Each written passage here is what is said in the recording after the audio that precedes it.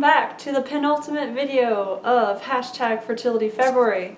Penultimate means second to last, so this will be your last chance to go back to the intro video, which will pop up, I believe, in this corner or this one. I never know which one. But I'll have it pop up there. It'll also appear in the description box below.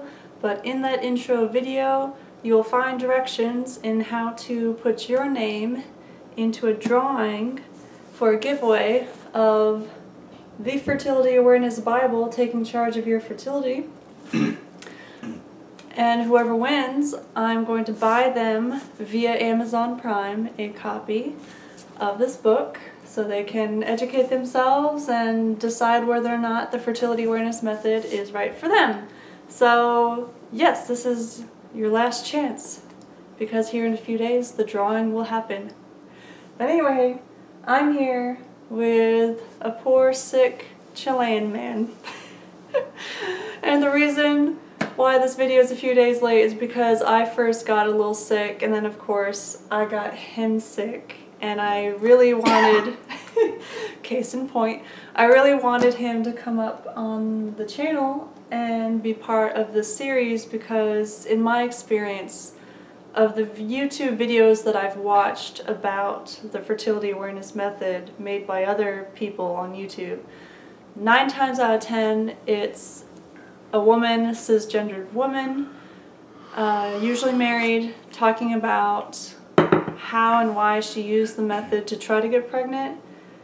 And on that small case of 1 out of 10, if they do talk about using the method as their primary method of birth control, their male partner never appears in the videos. And if he does, it's only within the conversation about why he is uncomfortable or why he initially freaked out about the method. So I wanted him to come on here to talk about his experience with the fertility awareness method that we've been using as a couple for the last 10 cycles or so, 10 of my cycles of course, and talk about from his perspective how maybe he feels he's benefited from it as a penis-wielding cis man. The penis wielder. But also talk about some reproductive justice issues and the distribution of responsibility of birth control that needs to be negotiated in heterosexual couples and whatnot. So we're going to touch on a lot of topics, but I'm really glad that you're here. I don't know, you've been on my channel before. Yay! Poor, he's so sick. He's still like draining. But I don't know if you wanted to, let's start at the beginning. Let's talk about when we first met. I was on hormonal birth control. Yeah. Do you remember, explain to the audience how the hormonal birth control was affecting me and making me miserable from your perspective? From my perspective? Yeah. Well, first of all,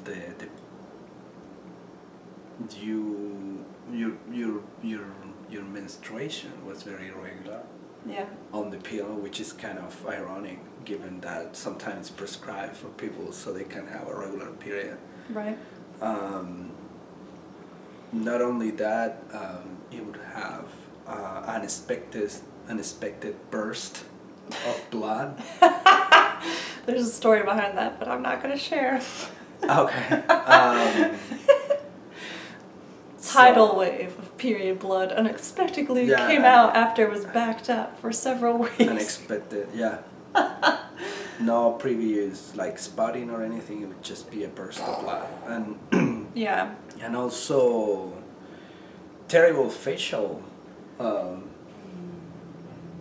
like acne, something like acne, yes. Or eruptions in your skin, in your face, on your forehead, especially on your shins.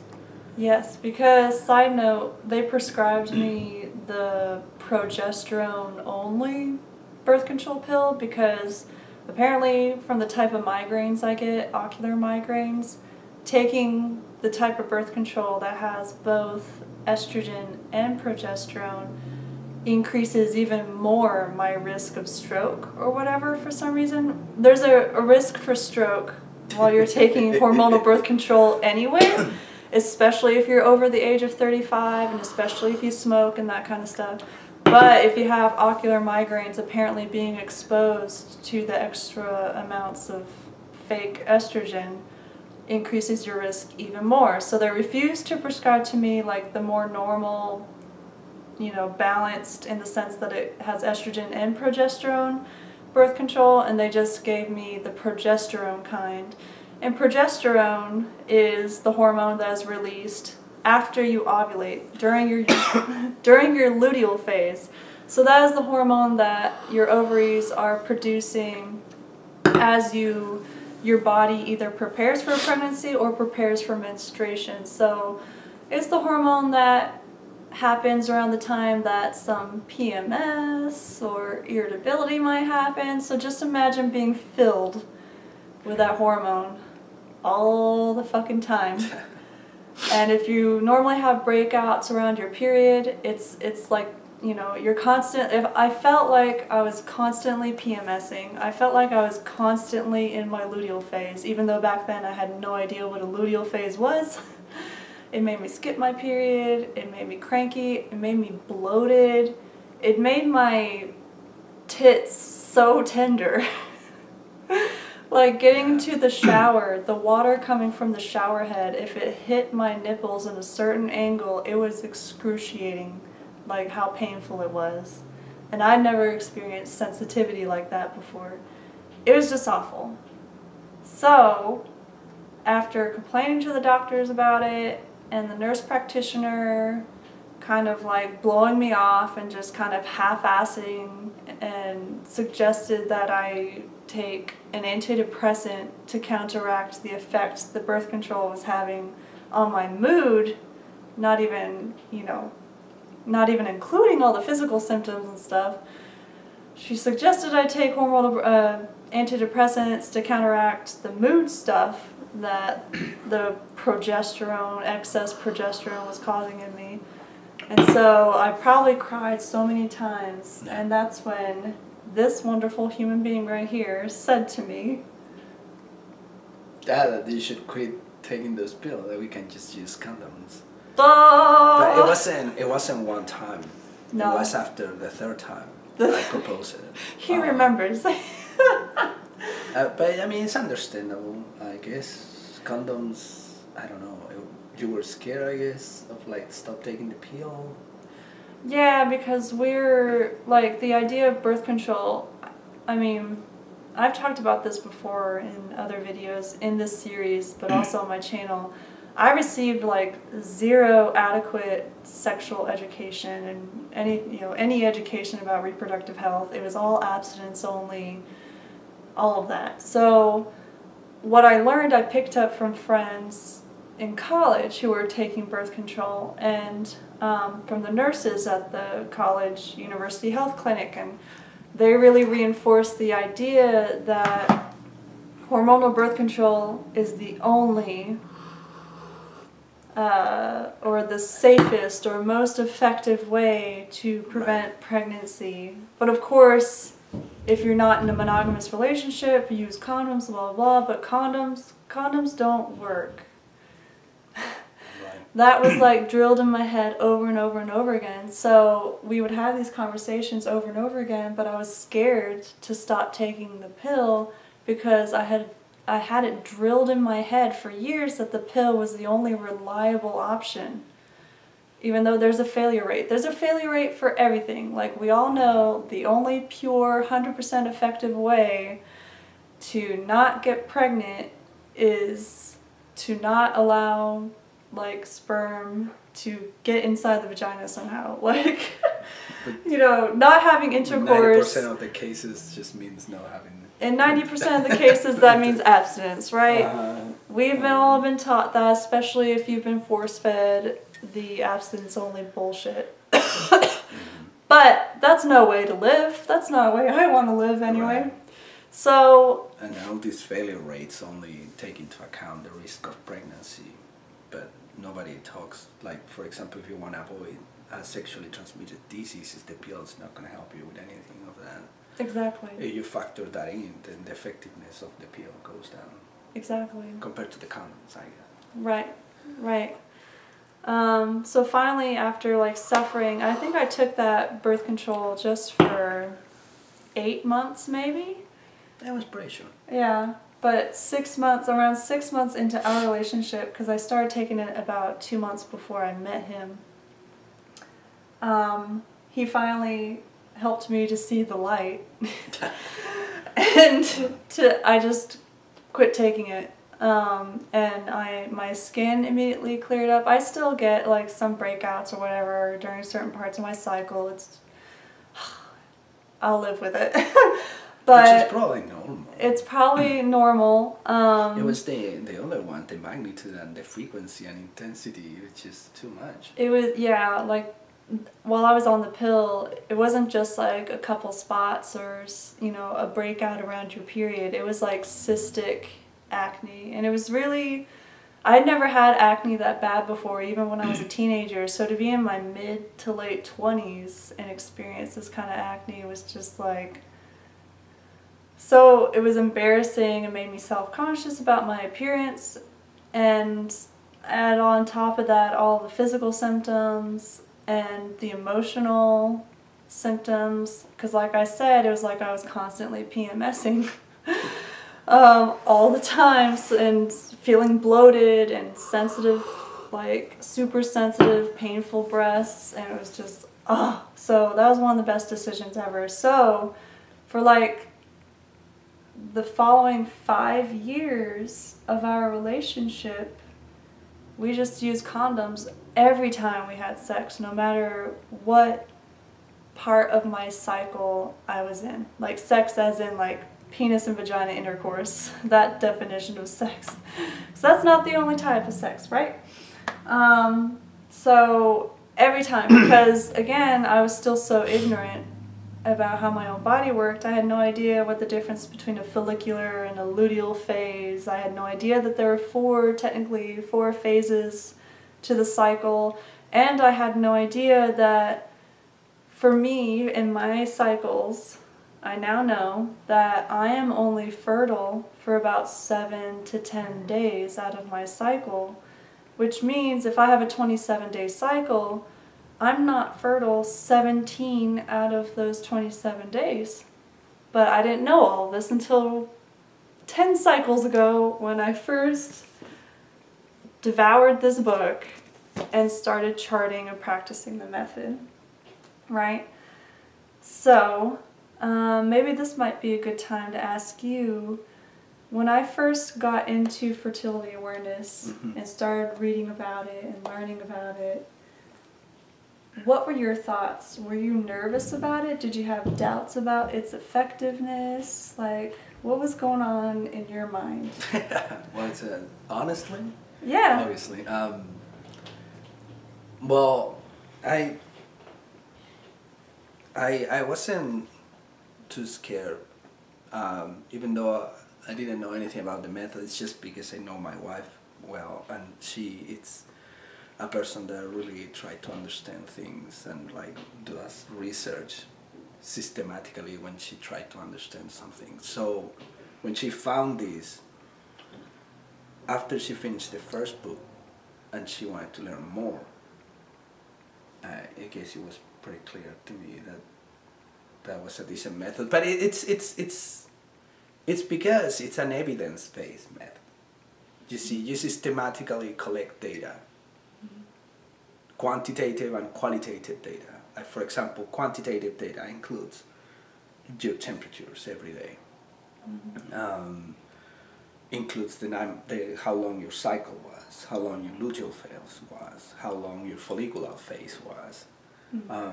Qualitative data include the consistency of your vaginal discharge, and you do that every day, and you register that.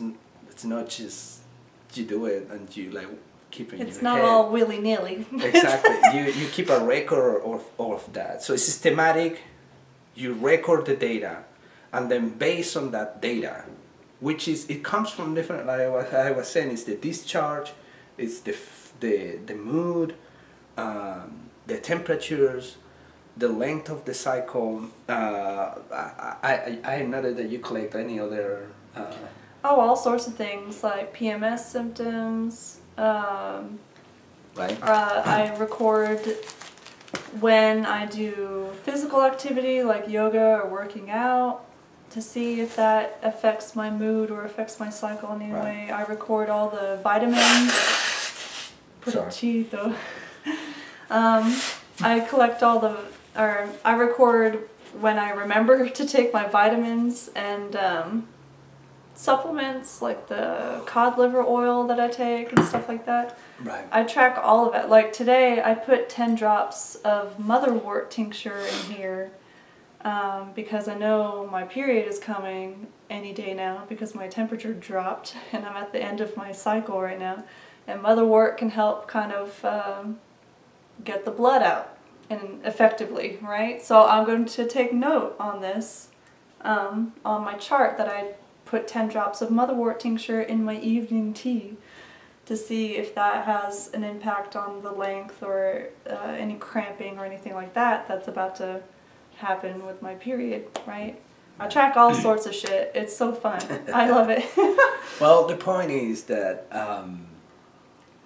it's a way to increase the reliability of any type of, decision you make. It's by like comparing different sources of data, which is exactly what this is, as I mentioned before. Quantitative data, qualitative data, vaginal discharge, temperature, length of phases. So when I saw all that, without understanding in depth, but at least seeing this method being so systematic, I cannot really say I was scared.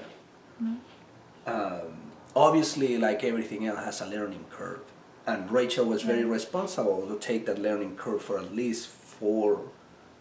I think there were 4, maybe 5. I don't really remember. Just to be conservative, were 4 cycles at least that she used as training cycles. Yeah. So during those 4 cycles, we were still using condoms all the way because what she was doing was learning.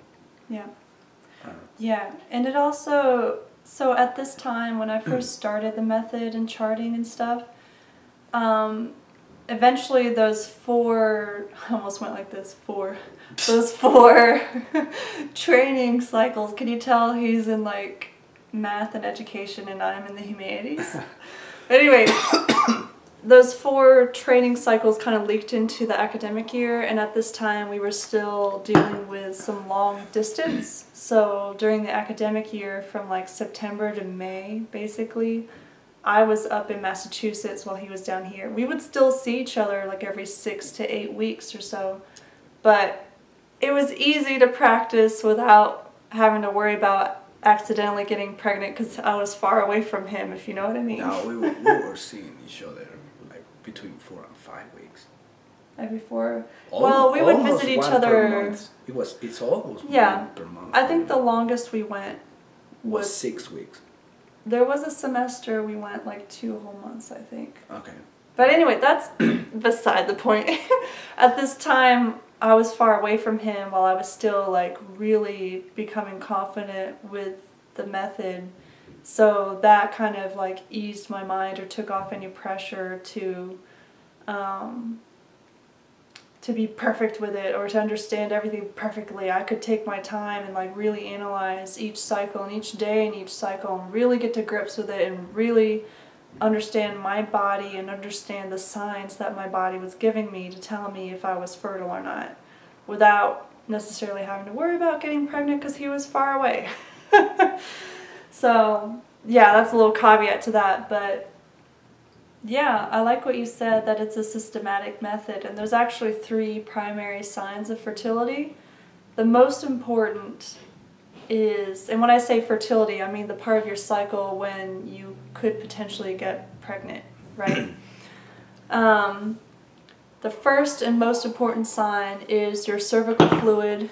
Some people call it vaginal discharge or cervical mucus. it's all the same. It's just some people get kind of weird around the word mucus, but whatever. I use them all interchangeably. So your cervical fluid, its consistency, its color, its amount, its stretchiness.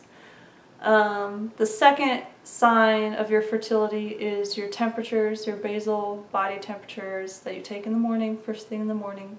And the third sign, which just corroborates the first two signs, is the height or the position and texture of your cervix.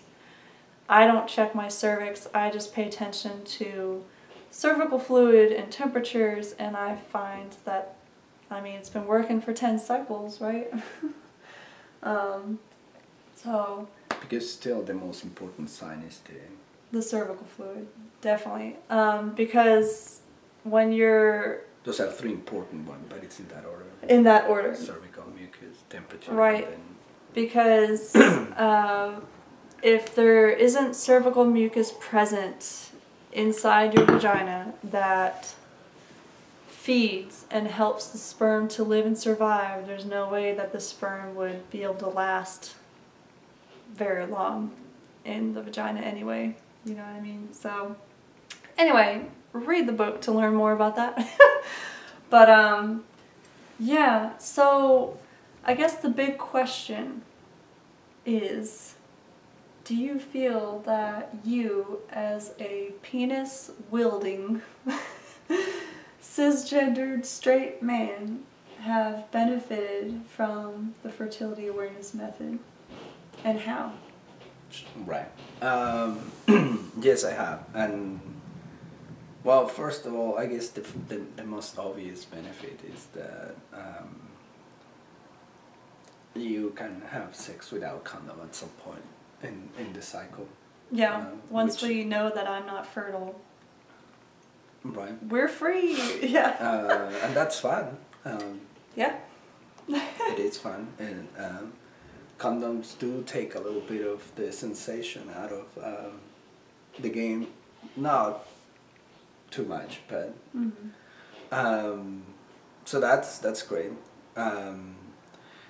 But I guess it's important to know about the female side. I learn a lot just by like looking at what Rachel does, collecting evidence, and I think that really helped me understand, and also in a way, especially if you are like me, you have a penis and you are not comfortable with the method. Part of it, I think, it's our ignorance that we don't really know much about the female cycle.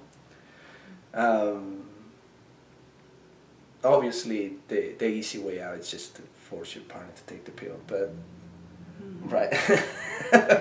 Right. But what I mean is, maybe if people like me knew more about the female cycle,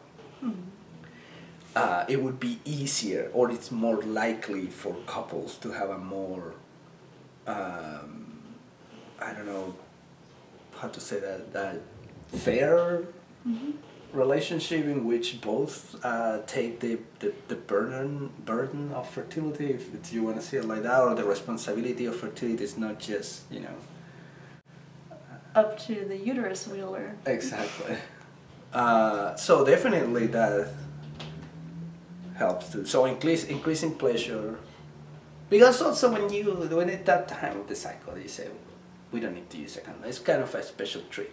So you kind of make it special. Yeah. Like if you do it all the time like that, so it's normal. But for me, it's the special treat. Right. And it's great to have, and something that is already great as having sex, having like a something greater, which is that special. So more pleasure, without fear, more knowledge, definitely.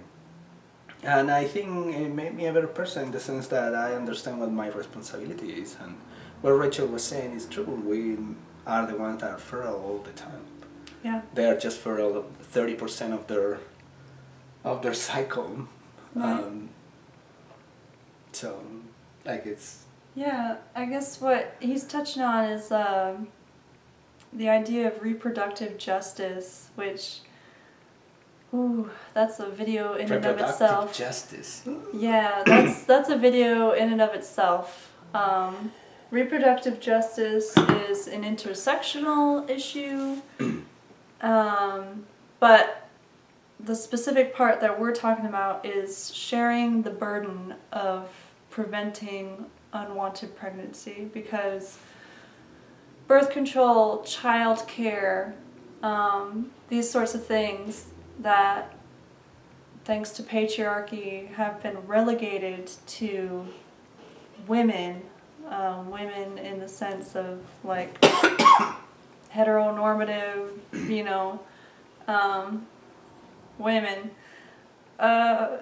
you know, it's been forced on our backs, and society treats it as it's just a woman's issue, or the uterus wielder's issue.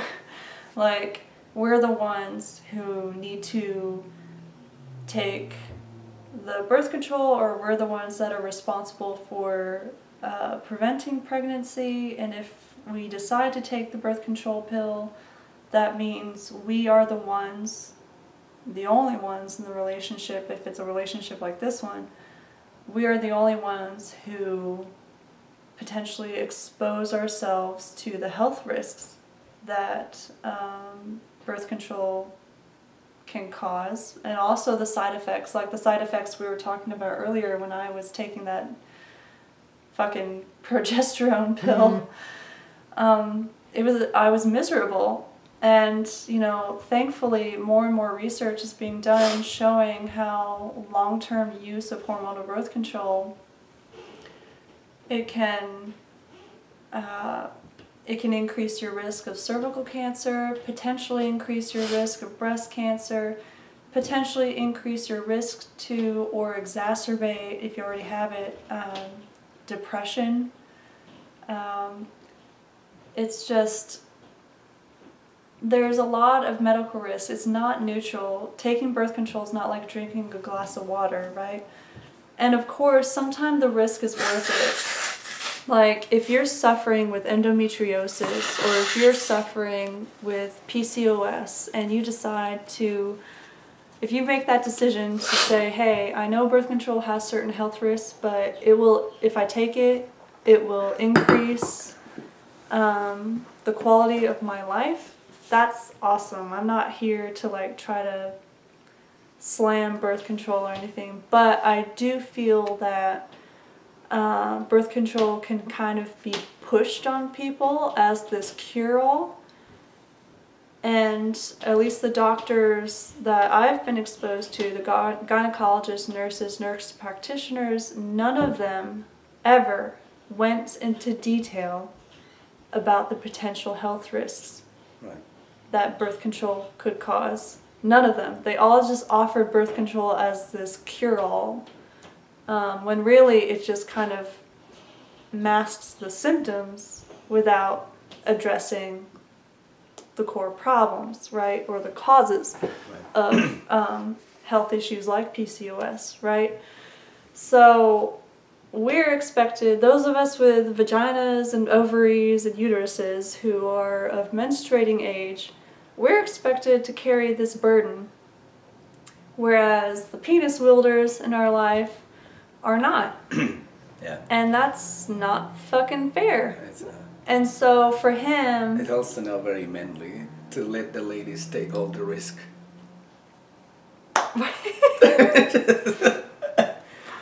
Right, so that, you know, anyway, I could talk about the issues of this all day, but the point comes down to, I personally feel that the fertility awareness method, at least when practiced, like, we're in a monogamous relationship. I don't know what it's like to practice outside of that reality. I do know it's worth practicing because, again, the fertility awareness method is not just for those who are trying to get pregnant or avoiding getting pregnant. It's also a way to get to know your body and also see if there might be some health issues that you need to address, like having a thyroid, like hypothyroidism will show up in your chart, and other health issues relating to hormones and adrenals and all that, it will show up in your chart. So it's definitely worth, if you have a uterus and if you menstruate, no matter how you identify yourself, gender-wise or your sexual preferences, or how you prefer to have relationships or not, it's still, I think, worth taking a gander and charting a few cycles to see if you might have some health issues. I mean, that's what initially drew me to this method, because I was experiencing some health issues. So, where was I going with this? So yeah, so the fertility awareness method is not just for those getting pregnant or preventing pregnancy. I think it's not, and my aim with this video is to try to show how it's not even just for people with vaginas and uteruses who menstruate. Yeah. He's benefited from it too. Like, would you say you're a feminist, right? I am a feminist. Yeah, absolutely. Bam! So, as a feminist ally, as a cisgendered straight man, he recognized that he is the one who is fertile all the time, not me. And he needs to help me carry this burden. And so, when we know I'm in my fertile phase, every time we decide to use a condom and he's the one actively reaching for it and putting it on and stuff, he is showing me that he is taking responsibility and sharing that responsibility with me, not just leaving it all up to me. And he has actively asked me questions about it. He sees how excited I get about it when I learn something new about my own body. He looks at my charts and he wants to like make... I will. He wants to make like Excel files. I will. Cataloging the data in my charts. He gets excited about this, so... I think some statistical analysis would be cute. Some statistical analysis would be cute. Did you hear this? Math, humanities. But I would say it's improved our sex life. Absolutely. It's improved our... Your health. My health, for sure. Your knowledge. For sure. But also, it's helped us, I don't know, it's improved our relationship, our, you know, how we relate to each other and communicate with each other. Feel closer. Yeah. You know, it also helps you interact with people that menstruate. Because there is a change in mood. And you need to be aware and respectful of that. Yeah. So, that helps. Yeah, like a few days before my period I feel tired a lot. And he knows to kind of... He'll pick up the extra chores around the house that I'm too tired to do. Or know that she might want to cry, even though there is no real reason for it. No reason that you can perceive. No, sometimes you don't. I ask you, like, what's wrong? And you say, I don't know. I just need to cry. Yes. But it's not like I perceive. You told me. I'm a crier. I'm easy to tears, especially when it's about a week or so before my period. And sometimes I just need to cry. I need to let it out. I need a healing cry. And it helps. And he provides the shoulder that I can cry on without judgment or... You know, telling me, wipe those tears, get over it. Brr. And there are the other, like, the good parts too, when you know about this. You know, when she's more receptive, or as technically known, horny. the technical term. Horny, yeah. That's a great time to have sex. Usually we have to use a condom during those times, because that's when I'm super fertile. But the number of orgasms go up. In case you wanted to know. Yeah, I mean, but all of this, it's affected our relationship, both in the bedroom and outside the bedroom, and I don't know, it's improved my quality of life for sure. Mine too, yeah. Absolutely. Sexual life and also get to know more about the female cycle. It's important. It's important. And you know, the book actually has things about dicks and balls too. So let me show. It's because you see, so they need to know. Right. So. Ta-da! Yeah, the first chapter is like, or actually chapter 3. The first few chapters are basic anatomy lessons, both of the female reproductive organs, but also the male reproductive organs and system. Yeah. important stuff to know that Definitely. we should be taught in schools, especially if you go to public schools like I did. But again, religiously based abstinence only was all I got. Right. I didn't even know or see a demonstration of how to put on a condom until I went to college, and that should be a crime, in my opinion. But anyway. Any last thoughts? You should definitely try it. Like, regardless whether you are planning on getting pregnant or improving your sex life, Or improving the communication between you and your partner. right. Regardless of all that, like, people that menstruate have a gift with menstruation. It's a tremendous indicator of your overall health. Mm-hmm. Yeah. Everything shows up in there. Mm-hmm. And you should take advantage of that. Mm-hmm. I couldn't have said it better myself. Thank you, Mimon. No problem. Well, I hope you've enjoyed this, getting to know the partner's perspective. And again, check out that intro video if you want to enter to win your very own copy, and get to know your body better and your cycles and even your partner's body better, no matter what genitalia they have. So yeah, we only have one more video left in the series, and that's the giveaway, and I'm super excited. Sorry this has trickled into March, but life happened. He got sick, I got sick, we had traveling issues, but we're wrapping it up. Fertility February is leaking into March, but we're almost done. Anyhow, until next time, happy charting.